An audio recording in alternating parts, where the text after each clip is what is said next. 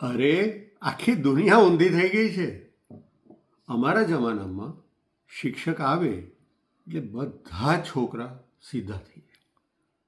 અને હવે શિક્ષક પોતે બાળકને પૂછે કે હું અંદર આવું. આપણા હરિપ્રસાદભાઈ હોત ને તો એક નજર કરે, આખી નિશાળમાં શાંતિ થઈ જાય. હવે તો દરેકના હાથમાં મોબાઈલ આવી ગયા છે. ઘરમાં 4 માણસો બેઠા હોય ને તો પણ વાતો વોટ્સઅપથી કરે. આ પવન એ કંઈ ઓછું નથી. હાથમાં લેપટોપ લઈ ને આખા ગામને માપે. મેં એને કહ્યું કે પહેલાં માણસને માપ, પછી મકાનને માપજે. હા, પણ મહેનતું ખરો હો.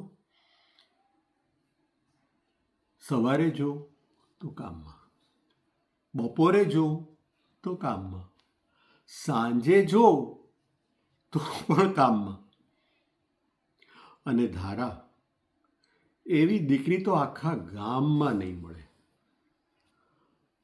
ચલો, હવે ચર્ચામાં બહુ સમય થઈ ગયો અને ચા પણ ઠરી ગઈ. હવે આ ઉંમરે ઠરેલી ચા પીવી એ પણ એક સજા છે.